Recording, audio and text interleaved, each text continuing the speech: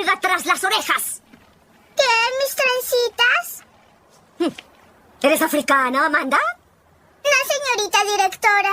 ¿Permito peinados así en mi escuela? Mi mami dice que son bonitas. ¿Tu mami? Es una tonta. Te las quitas antes de venir a la escuela mañana o te voy a enseñar a... ¿Pero? ¿Dijiste pero? Martillo. ¿Qué?